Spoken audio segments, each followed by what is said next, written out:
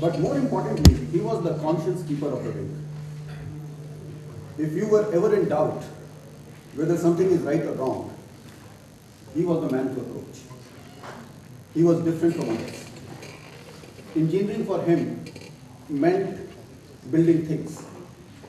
And he loved mechanical engineering for that.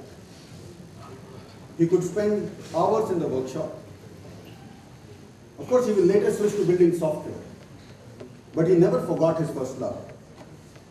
We used to spend hours and hours chatting about problems in the country. How we could use science and technology to solve real problems of the society, particularly the disadvantaged section of the society. If one wanted to showcase a patriot, it would be Ranjan Kumar. If one wanted to meet an idealist, it would be Ranjan Kumar. He was passionate about improving technical skills in India.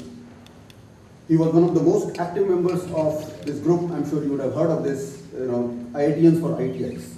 It is a pan-IIT initiative, and essentially he was the face of that particular activity. He was so passionate about this education, higher education. It's an interesting incident. I was the only batchmate who could attend his wedding. And at the end of his wedding, at night, in 11 o'clock, 12 o'clock, he comes to my room, he says, we need to spend time. He was in Tokyo at that time, and he said, I want to understand this higher education business. So I said, yeah, you just got married, go and, in your room.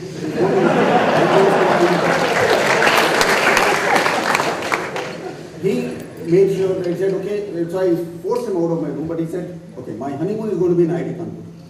And 2 days later, he actually showed up here. Right? And he says, look, I'm going to go to Japan in a few days. I won't get time to meet you again. And therefore, this honeymoon can wait. But knowing how to improve higher education in this country cannot wait. So that was the kind of passion that he brought to everything. He was the prime mover behind our batch donating about 1 crore of rupees to this institute for setting up the tinkering lab, which allows many of you to do various things and explore new ideas. His passion for engineering and building things would never die or even fade. Unfortunately, he passed away in March 2013, that's 1 year ago, and his friends and batchmates decided that the important work that he was doing must be continued. And when we think of Ranjan, 2 things stand out. One for his encouragement for entrepreneurship, and the other was to use engineering knowledge to solve real problems in the society. So the batchmates, and I can almost see 7, 8 of them here, have made a generous gift to start a lecture series on entrepreneurship. We are having the first lecture today. And an award for the best project done by any graduating IITK student which solves a real problem of the society. So today we have the first lecture in the series, and very soon the Senate Scholarship and Prize Committee is going to invite nominations and applications for the Ranjan Kumar Memorial Prize, which will be awarded in the forthcoming convocation. Thank you all for coming today. I'm so glad that I could be here.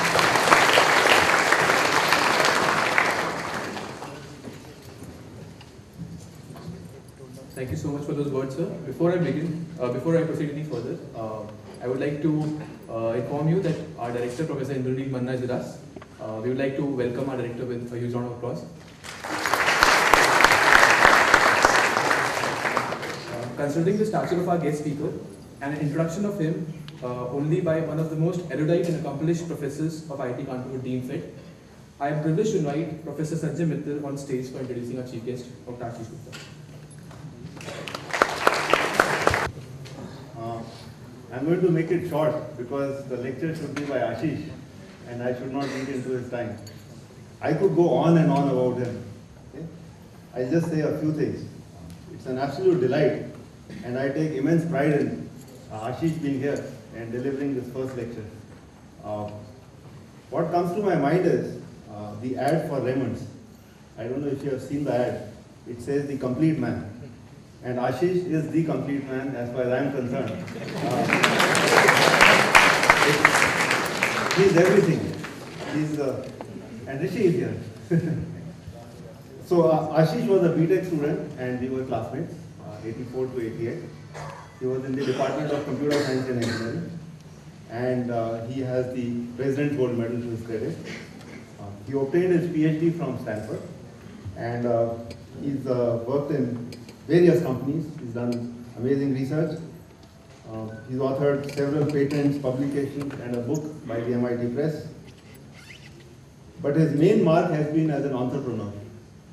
In fact, I was watching TV a few years ago, and then I was flipping channels, and then we suddenly saw Ashish on TV, and I was so excited. So he's the founder of two very good companies, to the best of my knowledge. There may be more.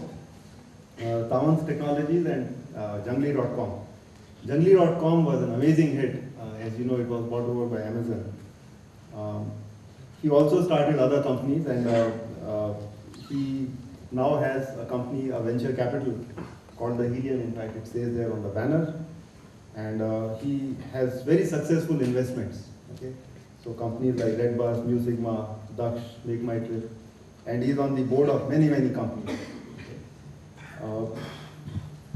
One thing that I want to say personally about Ashish, he's probably the only person who was not in Hall 2 and still has my respects.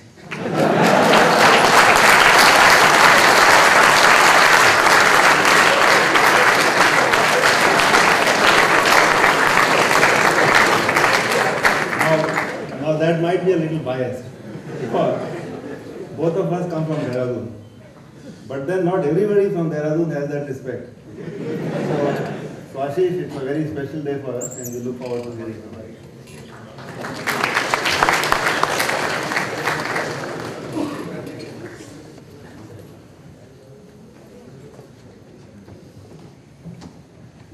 Before the talk begins, I would now like to request Akansha Srivastava, the head of events at ECL IIT Kanpur, to present a bouquet to our chief guest on behalf of the entire ECL IIT Kanpur SIGT.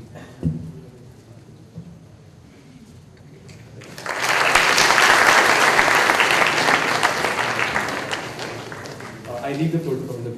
Thank you.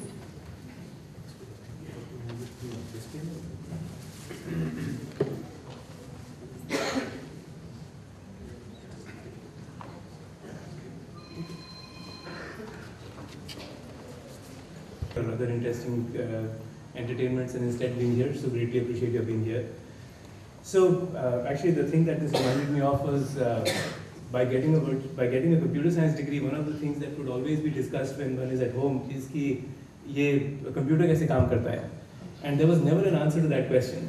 So more than once I've been told by my parents that their money was completely squandered in trying to get a computer science degree for somebody who cannot figure out how to operate a laptop.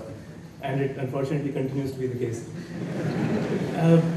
So I'll talk a little bit about, a few requests. A monologue is pretty boring. So please interrupt me at any point in time. And the second is it's a number of opinions. There are hardly any facts here other than when I quit my jobs. Those are facts that you can't debate.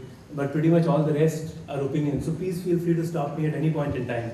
And the more this could be a discussion or an interactive conversation, the more interesting it would be from my perspective.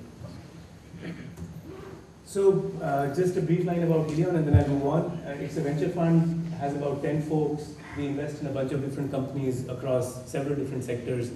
So I've kind of lost my way from being a computer scientist to being an engineer to being an investor at this point in time. One of our investments is a company that makes North Indian food and sells it through fast food outlets. It's a company called Mast Kalandar.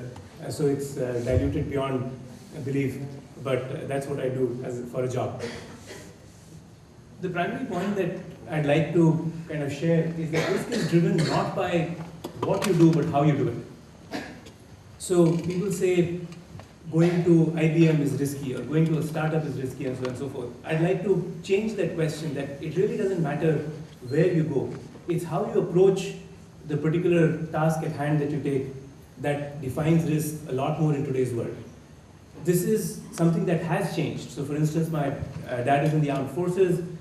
If you got a job in the armed forces at that point in time, you pretty much had to do something really radical to get court-martialed and get kicked out of a job. That era is pretty much gone, especially for the folks who are sitting here. You will end up working in places where the risk is pretty much uniform across the board.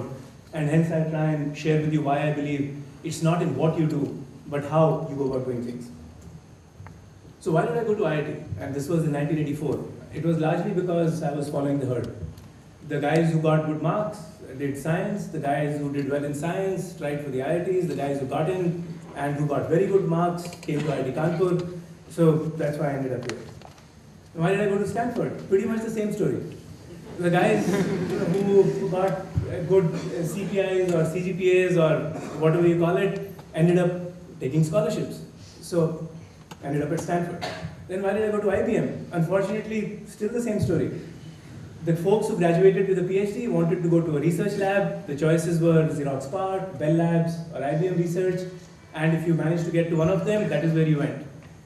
So there is a theme here, and that unfortunately was that thinking on my own was definitely not a strength developed, and that was getting close to my 30s, so it's not like I was a spring chicken at that point, but just kind of kept following the herd. Didn't stop. I went to Oracle, spent a year there, largely unemployable, left, then became an entrepreneur. And not because I knew why I wanted to become an entrepreneur, but it was a better job than Oracle. It's a terrible excuse to start a company. And I'll still go ahead and tell you what I will tell you soon. I then started Tavan and ended up as a VC. So I'll take a small break here, share with you probably two things that I'm most proud of. One is that indeed I'm from Hall 3, so while I do appreciate Sanjay's affections, I still continue to maintain it's the better hall.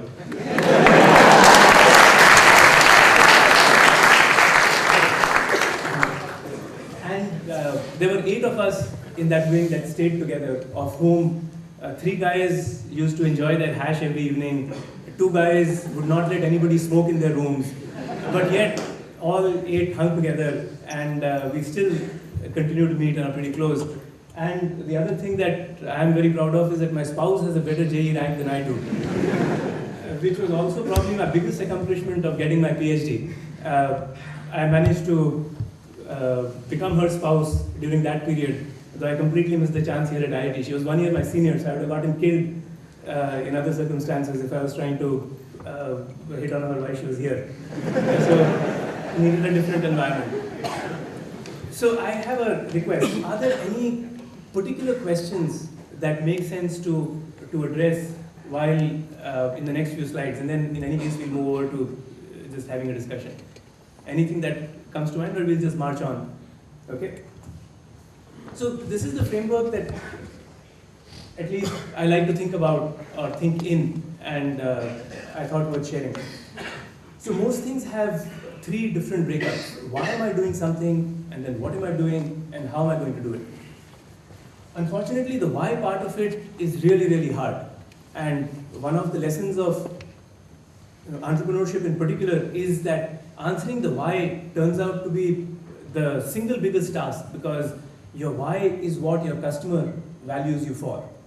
And that is just a perpetual question that stays with us. And as people also, the why turns out to be the hardest question, which is why I guess several people end up becoming religious in their older age, because they haven't been able to figure out the why, and that question just continues to haunt one. So I think that is a question that one just has to learn to live with as being largely an open question for most things.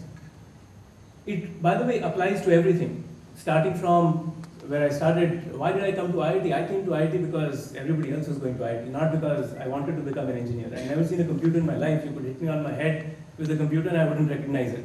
So clearly there was no answer to the why. So one part of it is just to be comfortable with not having a good answer to the why, but trying to work on it. The other one is the what. What are we going to do? Whether when it comes to IIT, it is taking the exams, taking the courses, so on and so forth. If it's the friends that one keep, it is how do you go about, or who are you hanging out with? Forget about the why. The other one is the how, which is one's attitude towards pretty much everything that one does. And one has control in the reverse order. So one has most control over the how, somewhat less control over the what, and even less control over the why. So at one level, evolution is proportional also to the order in which it is written. And these apply to pretty much everything. So I'll use this as a way to walk through some of these choices of entrepreneurship versus large company. So why, from a job perspective, why do we pick a job? The most common reason that is stated to you, especially from people who are entrepreneurs, is because of passion. Now the interesting part is very few people know their passion. All of us like to talk about it very eloquently post facto. But the reality is, very few of us are blessed enough to know what is our passion. We kind of stumble through a bunch of stuff, some things we like, some things we don't like. And this has become a little bit of a disease also. I don't know how many of you have parents who encouraged you to find your passion. For a 14-year-old or a 16-year-old or an 18-year-old to find their passion is just asking for the moon. It's all very fine as an aim, but as a goal that one needs to reach in any finite amount of time, it is way too much baggage to carry around. I can tell you, nearing 50 at this point in time, I have no clue what my passion is. It's a series of things that have been done, some were enjoyable, some were not enjoyable, but to call any one of them a passion is very hard. Starting a company does require passion, but it is also transient. It lasts for as long as often people last in a company, and sometimes lasts pretty long, where the passion moves from the particular idea to building a business. But that also tells you that the whole passion beast is a fairly fickle one and keeps moving. So where you are at, if you know your passion, beautiful, follow it, but very few people do. I think one batch junior to us, Shirish Yadav, not sure how many of you know of Shirish or know him. It was very clear to him, his passion was how to make sure that the folks who are not well represented by those in power are taken care of. So he would spend all his time with mess workers, with folks who are in and around the IT campus, to the point that he got into innumerable amounts of trouble with Dheeraj's equivalent at that point in time. But the man would not give up. And you could threaten him with whatever you wanted. He was pretty damn smart, JE2 or something of the sort. So clearly studying was not something that was needed for him to get a 10. But he would spend all his time on creating what was then considered mischief. And he still is doing exactly the same. He's renounced the kind of life that I will talk about and continues to serve people. Now that kind of clarity you have, go for it. If not, one needs to fall back to more mundane crutches. Which are the other two? Create value, which is, are you solving a problem that's interesting? It is better to be working on an interesting cure for a disease than it is to getting paid 10 times as much flipping burgers for a fancy restaurant. No confusion at all, especially in where you are. And the other one is invest in yourself. Find interesting people, find interesting problems. And they will teach you more. And I have consciously put in some what I call anti-metrics. So metrics are all very fine, you should measure metrics. It's also interesting to have a sense of anti-metrics, in that stuff that you should not measure. Earning capacity of a 16-year-old is an anti-metric. It leads to child labor. So not a very good metric to measure. I will put the list at the bottom in the anti-metric category. For folks graduating early on in their career, measuring stuff by prestige or by its capacity to generate wealth is absolutely an anti-metric. And I'm sure a lot of folks will not take very kindly to this. I was joking with Tathagat today, who picked me up from the Lucknow airport. One lesson that I learned about 10, 12 years ago is I stopped hiring folks from IIT who have a grade point average that is too good. So I would consciously go look for folks who have 7 or below. And those who had realized that the 7 or below is not because they are not capable of getting higher than 7, but because at some point in time they started doing too much masti, watching too much movies, doing something random, and lost track of the rest of the race. They turn out to be much more interesting folks to introduce into companies than the folks who got 9.5 who start believing that they are God's gift to mankind. It is so...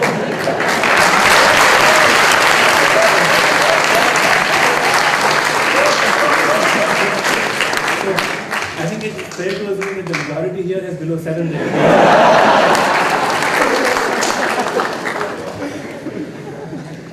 And please don't treat this as anybody with greater than X is doomed. That is not the point. This is a broad generalization. When one is hiring, one takes broad cuts because there isn't enough time to deal with a whole bunch of folks. But it comes back to the attitude part of it. Optimizing how much salary am I going to get? Or optimizing, is my title principal engineer or senior engineer? Your title is janitor, because that is where everybody starts. Learn how to clean up the mess and then work your way up. And one will get paid enough to survive, because the rest is a distraction at that point in time. So this is, at least in my view, the why part of it, probably we should end at this point in time. But please do see whether there are, and if there are disagreements, please do bring it up, because otherwise, opportunity lost, I guess. I'll skip the what to the very end, but the how is again, pick good colleagues, add value, and stay focused on the effort, not on the outcome. So this is, I guess, the land of the Gita. So the Karmanyavadi Karyaste piece is actually more profound than one can imagine, because you pretty much have no control over what is going to come out. Your boss might change and give you a bad report. The only thing you have control over is, are you doing a good job or not? And then as long as you have good colleagues, it will work out. So let's go to the what. So fortunately, you're blessed that you have a large number of choices. I guess if you don't have choices, the rest of the country is pretty much toast. So you better not be complaining about choices. And it can be in many different areas. It can be passion-driven, arts, public service. The art party has become pretty interesting, and I mean that very seriously. One of our IITK alums has also started a party called Nav Bharat, a guy called Rajendra Mishra, in the same ilk. So clearly all of those are very interesting. But we'll leave the passion-driven out stuff, because in any case, that is a self-fulfilling prophecy. Further education, Dr. Sanghi was telling me, is not of much appeal any longer. Very small number does that. In our case, when I graduated, it was the default option because there weren't many other options. So we did it for one set of wrong reasons, which is that we didn't have a better option, so might as well go to the US and have fun. But going to the other extreme is also a little bit worrisome. And then there are the ones that we will talk about a little more in detail, which is large company and entrepreneurship. And by entrepreneurship, I don't necessarily mean starting a company that's interested in building the next mobile app that allows you to take semi-clothed photos and send it to your friends. That's not the only kind of entrepreneurship that is out there. It could be many, many different kinds. Starting an NGO, starting a textile mill for all you care. That is what I mean by entrepreneurship. The key point in all of this is that all of this is risky. It is just that the risks are different. When you start working for an IBM, if you think that your job is not risky, you just have to wait till that first quarter when they have bad results. You will find that your job is very risky. Not only that, if you are in the middle management, you will get squeezed out first, because the guy who's making the decision is clearly not going to squeeze themselves out, and the work gets done by the leaf nodes. So guess who's going to be the casualty first? It's everybody in the middle who manage people, who add value.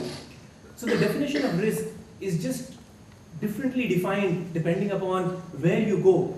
But please take my word for the fact that everything is risky. And then you got to figure out how do you manage these different kinds of risk. So let's take a look at it from the perspective of a young person. It took me a lot of work, by the way, to imagine that. But nevertheless, this is my best cut, imagining the young person part of it. So let's take a look at compensation. If you're working in a large company, you get paid too much. And I mean that very seriously. Getting your standard of living beyond a point where you cannot sustain it too early in your career is a bad idea. Not only do you get used to it, your spouse gets used to it. Even worse, your girlfriend or boyfriend gets used to it. Then you're completely toast. So starting out in a large company that pays you too much money too early is not a good place to start out. You set yourself a bar which then becomes harder and harder to climb. If you work in a small company, it's sufficient. And if you work as an entrepreneur, you have no idea whether or not you will get any compensation. Okay? So this is not just a sales pitch for becoming an entrepreneur, by the way, because that has its own risks. If you look at time with family, large company will give you sufficient time, unless you go into banking, in which case you will get no time at all. A small company will give you less, and in an entrepreneur, you don't know your family for the longest period of time. Learning depends a lot on your luck, your boss, what you do, where you end up landing in a large company. In a small company, you'll learn a fair bit. As an entrepreneur, you'll be drinking from a fire hose. I don't know how many of you are familiar with what is it's a pretty characteristic American word, so I didn't realize it when I put it there, which is basically you drown. You have to learn so quickly that if you don't, you basically die. Flexibility is very low in all jobs today. You get work to the bone. As an entrepreneur, you have even less flexibility. Whenever your customer calls you, that is the beginning of the morning, so to speak. Failure Failure is a tricky one because the definition of failure, and I put it there because a lot of us talk about it, in my view, the word itself is actually irrelevant. Often failure is associated with, is your company still around? Is your job still around? Whereas the real metric of failure is, have you learned anything in the last 2 years? Has your employability coefficient gone up? In that, are you any more capable? So unfortunately, we associate failure, in my view, with the wrong thing. Just because I'm still employed at this large company and learning nothing, I am thought to be actually more successful than the person who has been trying out a bunch of stuff and has not really made anything work. If you therefore use the conventional definition of failure, namely, are you still stuck in a dead-end job? The failure coefficient or the probability of failure in a large company is pretty low. In a small company is high. And as an entrepreneur, if you don't fail, it's a pleasant surprise. You're pretty much guaranteed to fail. Odds of becoming rich. The highest odds are in a large company. Now, this will come as a lot of surprise to a fair number of people who start companies thinking that they will become rich.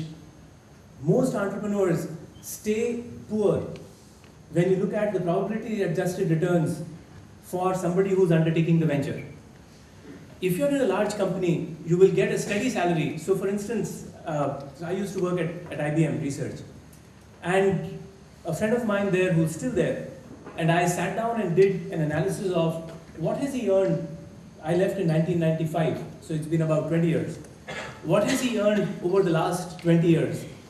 And what have I earned despite having been lucky more than once? And you know, it's not much of a difference. The challenge turns out to be, in one case, you get that returns over a long, protracted period of time. So you need the patience to actually do it. In the other case, you see these fuljaris, and everybody likes to talk about, oh yes, look at X who made money. For every X who made money, there are 1,000 X who have made nothing. All very fine for somebody like me who wants to encourage people to start companies so that I can invest. But the reality is, don't start a company if your goal is to become rich. You might or you might not. Start it because you think you will enjoy the journey. And this is more than a cliche. Thrill, no awards there for guessing what is moving on. Impact is the other one, which is also a surprise. It's actually highly correlated with odds of becoming rich. The impact that you can have in a large company can actually be much larger. Again, probability adjusted. Why? Because you are already working within the bounds and with the power of a large machine. So the folks who work in companies and they spend their time there 10, 12 years can actually turn out to have a lot more impact when you look at either revenue, number of customers impacted, number of people impacted, and so on and so forth, than most entrepreneurs. The difference is everybody is familiar with the first derivative and an absolute value, or is that okay? As an entrepreneur, the first derivative is a large number. The absolute value is a very small number. In a large company, the first derivative is a small number. The absolute value is a large number. So you get adrenaline because adrenaline is a function of rate of change. If you came down a roller coaster over an hour, you probably wouldn't call it a roller coaster. It's all about coming down in 3 seconds. That is what a startup is about.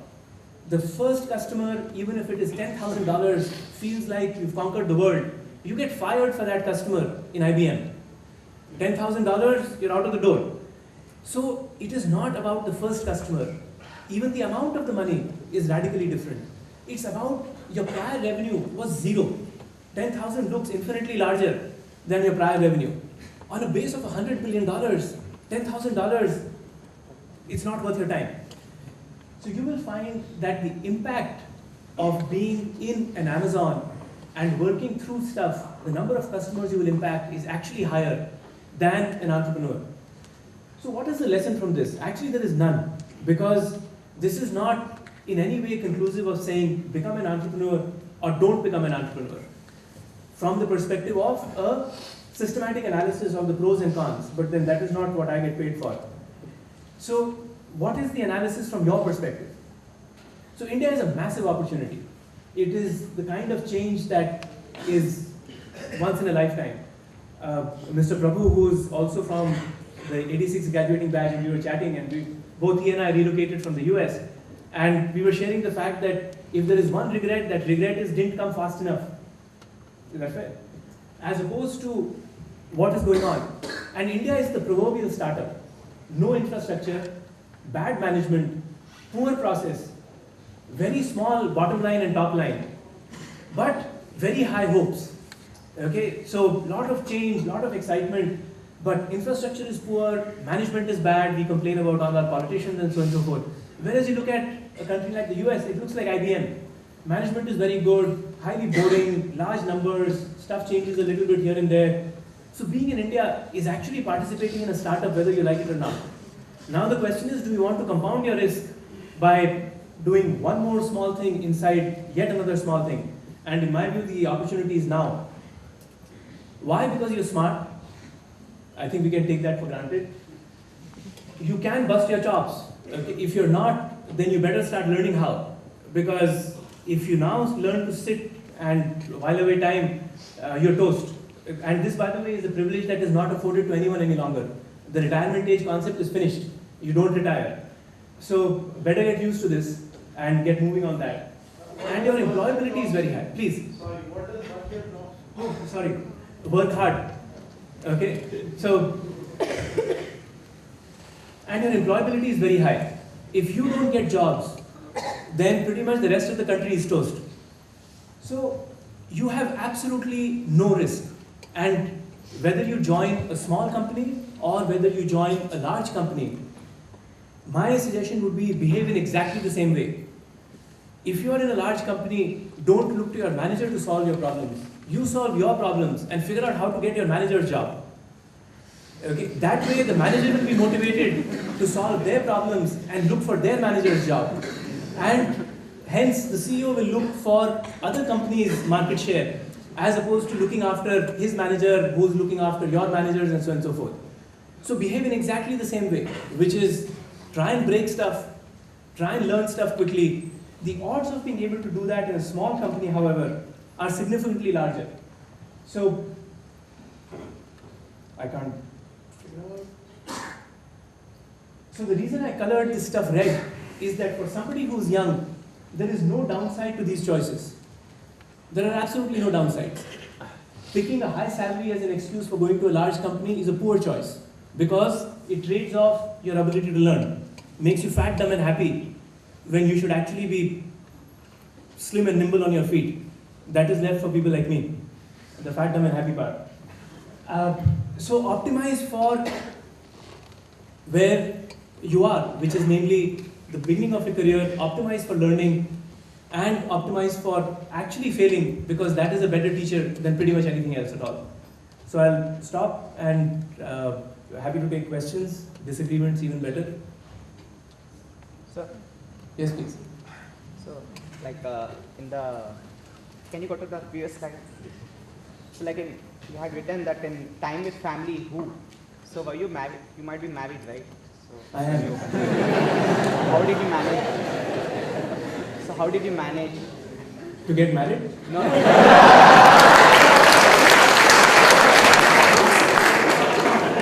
So, how did I manage? So, you know, and I'm assuming you're referring to, did I start a company while I was married, and if so, how did it work out? Yeah. So in my case, it worked out very well because my wife was earning, so she could pay our bills. And so it was the best of all worlds. Okay, I didn't have to worry about the bills, and Monica knows her well, so she knows that my wife is a fairly supportive person. And that is also the reason, by the way, that I have stayed consistently unemployed for so many years, because she is the more steady part of our family. So I am very fortunate in that my wife is both more capable than I am and held a job, so I could do all kinds of crazy stuff. And this, by the way, is becoming more and more common in that both spouses frequently have a salary. And if you're not married, then hallelujah, you can survive on pizza for many, many years. And one more question. Like, did you feel, what was the challenge? Like you started out a company quite late. Sure. So you are not as young, like in your 20s or probably. So Yeah. what were the difficulties? I will take that as a compliment. So, what were the challenges? So, by the way, the challenges change depending upon the space that you are in. Age can be either an asset or a liability. So, to get more specific, I started an internet company in 1996, and I'm not sure how many of the students here were born that year, but for context, the web was 2 years old. 93, 94 time frame was when the web had become common enough. Yahoo got started in 94. And Netscape, the browser which actually doesn't exist. So, sorry, so forget it. All the parallels are wrong. So suffice it to say that it was a very new space. Consider mobility or mobile apps 2 years ago. The advantage of that kind of a space is that nobody knows anything. So being young is an advantage because at least you're not handicapped by perceived learning in other places. Does that make sense? When it is an absolutely new space, fresh thinking makes abundantly more sense than more arthritic / experienced thinking. My advantage was that even though in age I was kind of advanced, I was close to 30, I really had no experience because I had only held 2 jobs. So I qualified as a sikdar, if that word means much, which is basically inexperienced. So it was a new space, a bunch of young kids were the folks that we hired, and I myself didn't know much. So we had the benefit of doing something new, which aligned with not having much experience. If by contrast you start a textile mill, for example, you better have fairly experienced hands as a part of the company, otherwise you will get run over. You cannot, from first principles, figure out how to procure materials, how to run a labor force, and so on and so forth. You could innovate on how do you take the product to market, what is the product, but the operations require a much more senior person. So it depends upon what kind of company that you start, where indeed age either becomes a liability or an asset. Does that kind of answer your question or wander around the bush?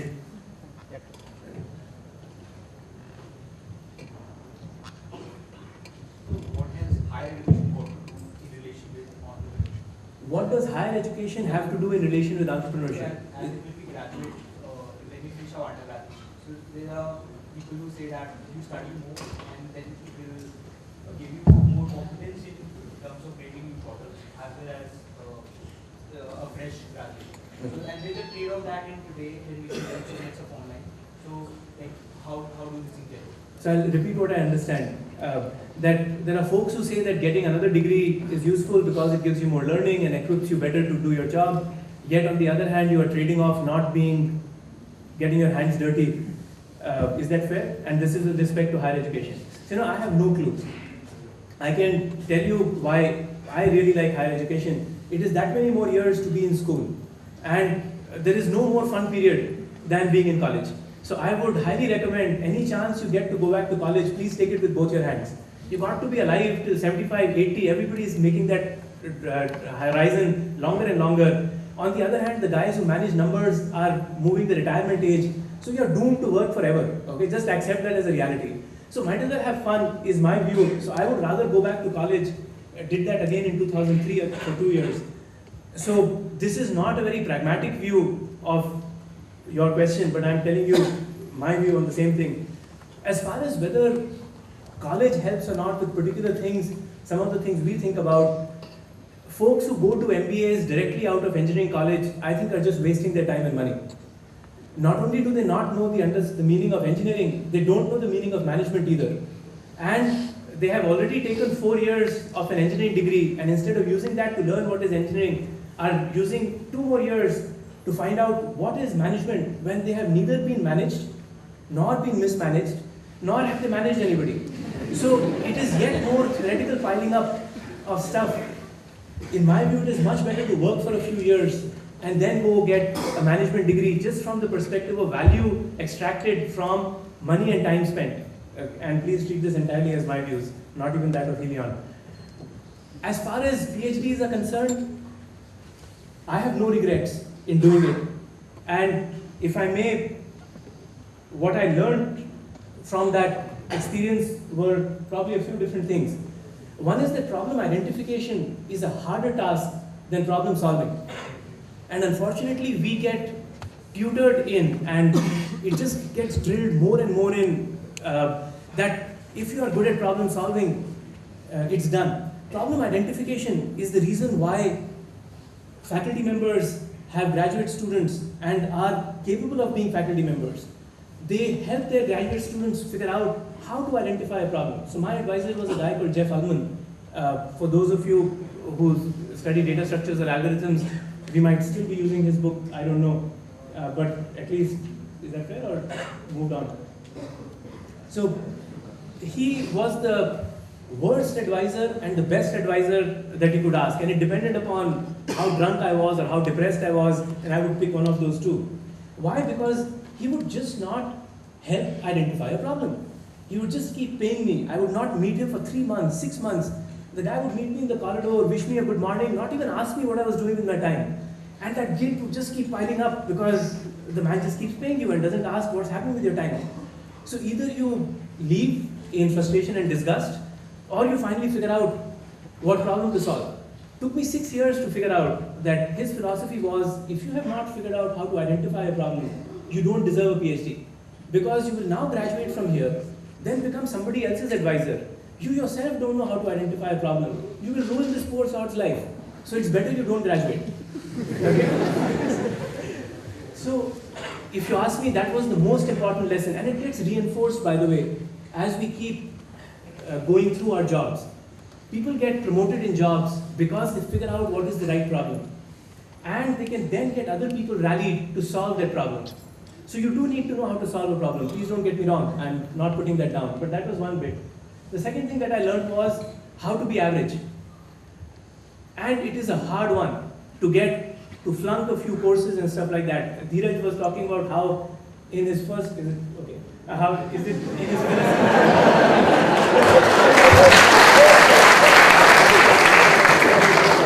that in his first semester he got 2 Bs, okay? And that just put him at ease and let him enjoy the rest of his tenure at IIT Kanpur, because this pressure of a 10 was gone. It is so important to learn how to get knocked in the teeth. And my first 2 years at Stanford were miserable. Because by hook or by crook, I had done reasonably well here. And I reached there and I find out that I'm the idiot of the pack. There are folks are doing this, that, and the other. I can't comprehend any courses. I'm taking these problem-solving things. I can't even figure out the problem. Forget about how to solve it. Completely open-ended. So those 2 years were so good in retrospect. During those 2 years, if somebody told me this is a fun part of your life, I would be arrested for murder. But in retrospect, very, very cool. And as I mentioned, I gave my spouse during that period. So from a PhD perspective, I can't correlate it to a career, but a lot of the high-tech stuff, I don't think comes out of any other vocation, but spending adequate time thinking deeply about a problem and not getting caught up in the day-to-day. So I do know that if those of you who decide to do a PhD, from an entrepreneurship perspective alone, there is plenty of scope because you work deeply on a problem, you become one of the few experts on that problem, and you're better equipped to go do something with it than most other people. And to back it up as data, the number of companies that start out of Stanford, Berkeley, MIT, and so on and so forth are stunningly high. And a lot of that stuff is based upon research work. But you got to be patient. Sir? Yeah. Okay. Sir, how do you assure us of our employability? Because I see a lot of my friends around and they just keep whining about jobs, employability and all that stuff, and that in fact keeps decreasing my hope. It keeps me putting myself into doubt that will I get employed? Well. And are they unemployed, these friends? Yeah, sir. Are these friends unemployed? Well, no, they will sit in the interviews next year. So what are they whining about? Will they get employed or not? So then they're just whining. I mean, because will they get employed? They have, who the hell knows? Next year will tell. So, yeah, but the fact that they keep worrying about it, that they are not confident about their skills and all that thing, is their problem. So let's take a look at the batch that is graduating now. Should they all have been? I mean, is placement season done or in the middle of it, or where are we? Done. And how many people did not get a job?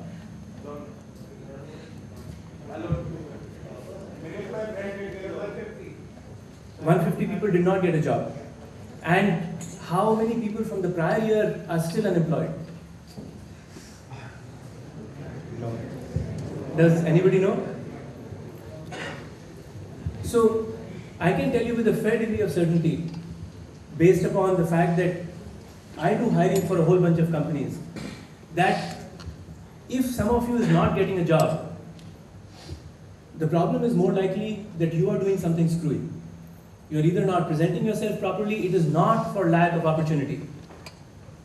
Now, I'm sure this is going to sound, for somebody who has tried and not gotten a job, this is merit to be hit with an egg or a stone or something of this sort. But I will still stand by that claim.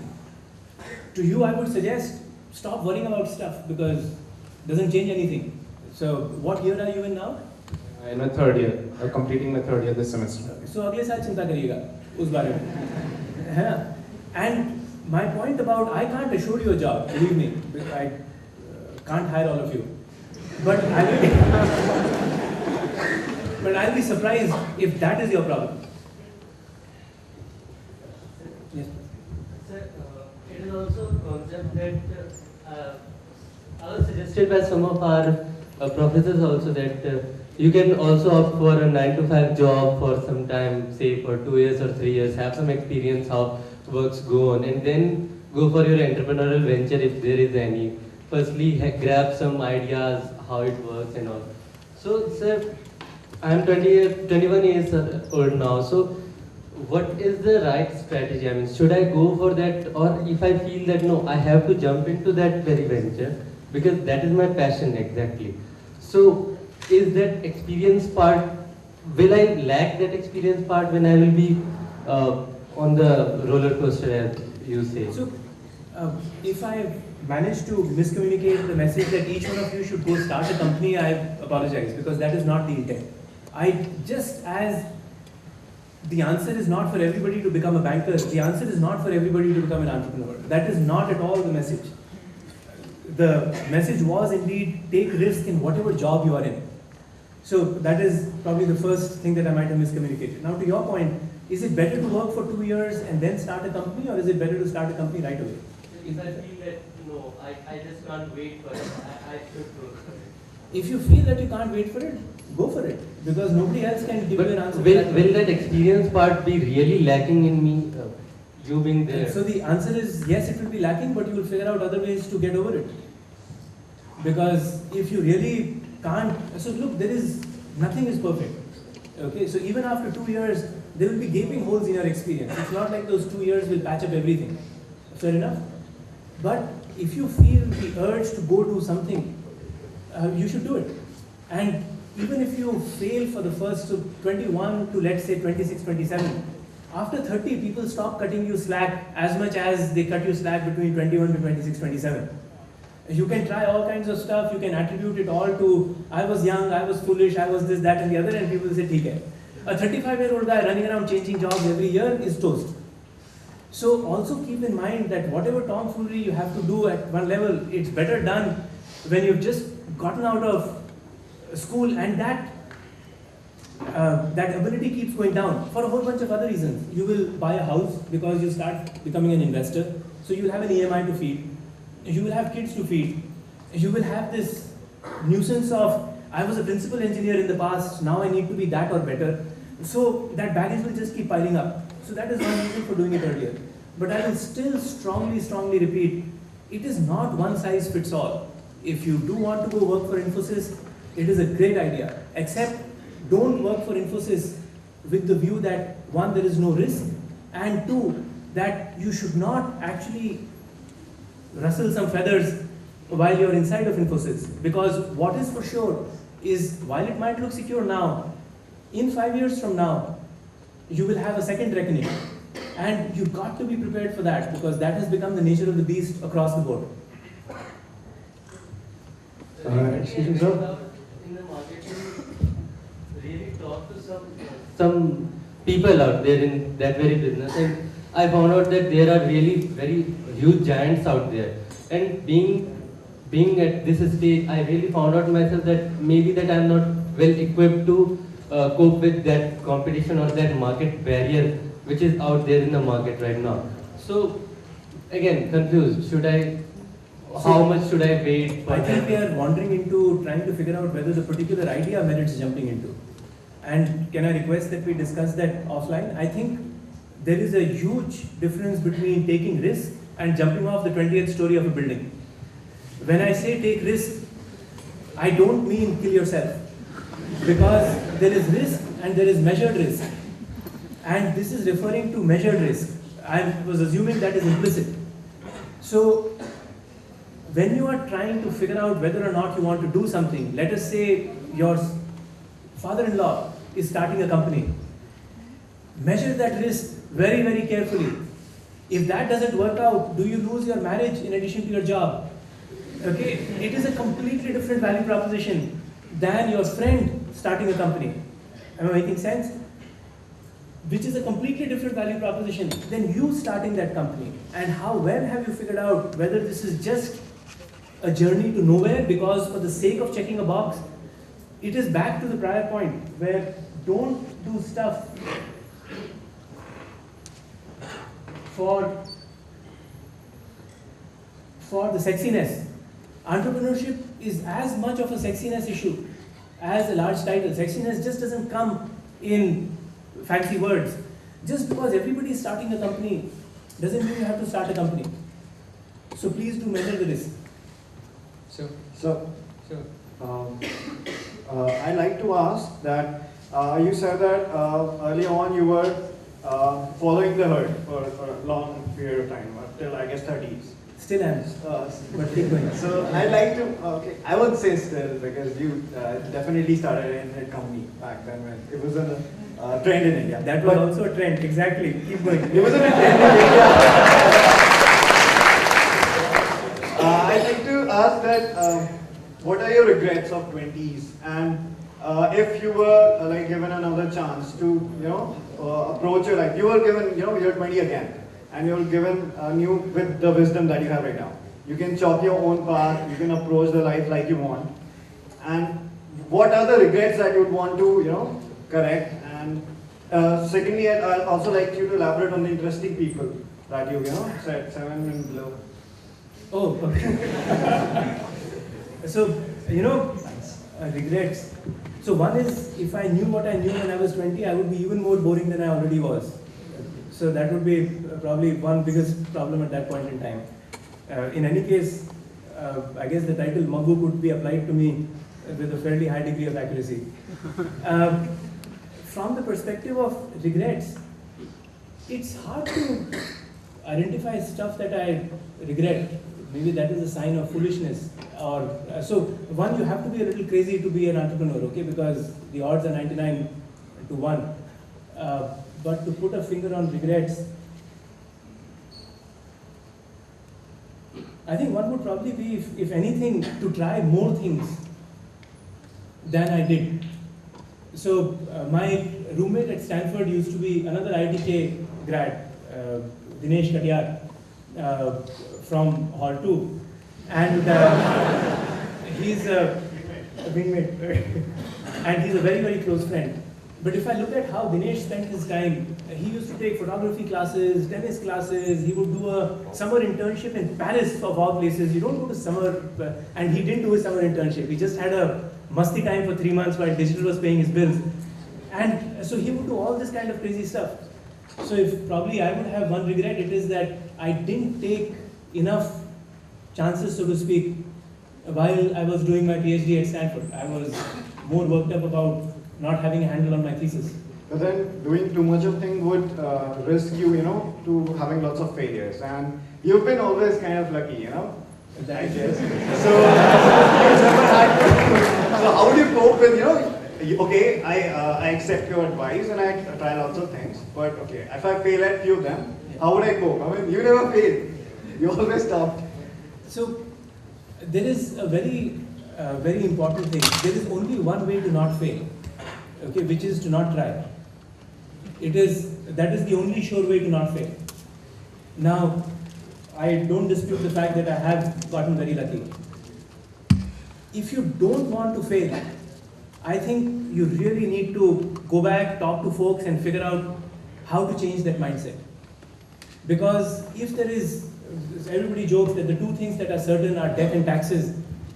Actually, both of them are up for grabs. You can go to Singapore, and if you look at folks like guys who are working on keeping you alive forever, that might both change. I will tell you that the one thing that is for sure is in your careers, there is one thing that is guaranteed, and that is things will change. And you have to be prepared to fail, because otherwise you just cannot succeed. How to fail? How can you be prepared to fail? How can you be prepared to fail? One is to just accept it. All the rest will come when it actually happens. Everybody else will give you theoretical. It's pretty much like trying to describe to you what salt tastes like. You have to taste salt in order to figure out what it tastes like. So I can tell you all kinds of things about what failure will look like. But you can live your life eating sugar or just sit around not going for the salt. So if you actually live your life just sitting around and don't prepare for failure, you have in mind. As a venture capitalist, what are the top three? Sir, to your left. Sir, as a venture capitalist, what are the top three things that you look for in an early stage venture before investing? So it ties in very well with the prior one. The first one is the team. Is this a team that, and I'm not saying this to make a point, that learns from its failures and improves? Because anybody who thinks they've got the right idea when they walk into a door are mistaken. So it's a matter of failing quickly and improving your product. That is one. The second one is the space one where you can afford to fail. So for instance, if you were building a power management chipset for the Nokia hand phone, you better get it right, because there is no room for failure. Nokia designs things 3 years in advance. If you're not in the design cycle, you're toast, blah, blah, blah. That is not the kind of stuff we do. So we look for spaces where you can fail and still adjust and make things work. So those are the two things that we look for. Is it a team that is nimble, can learn, and has passion? And the two is this a space in which they can play and not die because the first few mistakes are made? I'd like to ask, same guy. Yes. I'd like to ask, what can we do to become the outliers? The Malcolm Gladwell one, outliers. What can we do right now to become outliers, as we move on? Yeah, I am unfortunately much more of a incremental guy. Okay, so I will tell you that right off the bat. So I have no idea how to become an outlier, other than the fact that whatever you are doing, you do a pretty damn good job of it, while being open to other possibilities. So I don't know of any non-linear way. It is a very incremental way which could potentially be very boring. So for instance, if there is a set of jobs, I would pick a job that appeals to me most without worrying about, is this the perfect job for 10 years out, because I don't know if I'll be alive 10 years from now. So I'm very much a local optimization kind of guy, personally. So that is all I can share with you. And on that one, I will try and hit the ball out of the park. And if the people around me are good, somebody from there will open up a door, or I will open up a door where some of these people will join me for doing something that is more interesting. So at least that is how I've approached it. Went to IBM because that seemed like the best opportunity. Started Jungly not because I knew that it was a big, didn't even know what we were getting into, but because it seemed like an interesting idea. The three guys that I was working with, I can learn from them even till today, and so on and so forth. So it's been very incremental and not very 10 years out in my case. So we're running short of time, so we'll have our last question.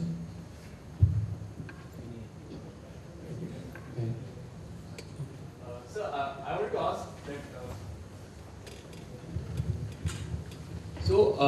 When you took decisions in your life, you said that you are always going the herd, and you said that there should be the least control that you have is on why. So how much control have you right now gained on the why that's there? So what is the passion driving you, or is it just the herd? So the good news for me personally was that I did stop following the herd after Oracle. So starting Gently was actually antithetical to the herd. So at sooner or later one has got to get out of it. So I would not recommend it because it leads to bad decisions. it leads to decisions that are good for others, not good for you. So I was calling that out not as a recommendation, but just as a reality of stumbling around. So please don't follow the herd. It takes, by the way, a fair bit of beating and several failures to realize that even if you don't follow the herd, it's okay. So it is something that you get from the inside. In terms of how much of a handle do I have on the why, probably marginal progress, which is why I was talking about still not knowing one's passion. Having kids, by the way, brings a lot more focus on the why, like few other things, at least in my case, because they are the ultimate manifestation of an external demand that is highly internal, if I may. Sounds completely contradictory, but the demand comes from the outside, the need to fulfill it comes from the inside. So it causes more stress than pretty much anything else that I have done. So more light on the why, but don't hurry up and have kids. But still it's a journey, and all kinds of things get done for it, which is discussion with friends, having conversations around folks who've retired. Several people from our batches have actually chosen to give up careers in banking and so on and so forth because somebody has had a health issue, so they will wake up and say, I will reorient my life.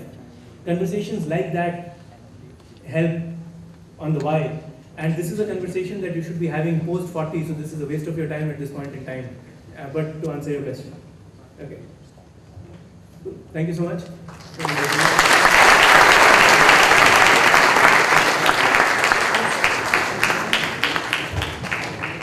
I would now like to request Professor B.V. Funny, the faculty coordinator of ECEL, to present our chief guest with a token of appreciation.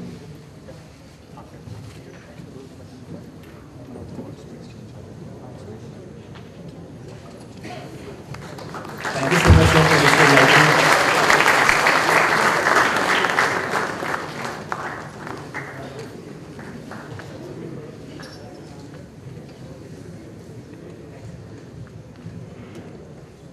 On behalf of the SIIC and ECEL, I would like to thank first our chief guest, Dr. Ashish Gupta, who in spite of his busy schedule, accepted our invitation and has come here for this program. His words were truly inspiring and ignited a hidden desire to create, evolve and make better entrepreneurs tomorrow. Thank you, sir, for this invigorating lecture and such a magnificent start to the lecture series. Our grateful thanks to all the distinguished guests who added grace to the program with their presence. We also extend our sincere thanks to all the faculty and students involved for their efforts and contribution in making this lecture session a huge success. We once again thank everyone for their cooperation, and we would like to see you again. Thank you.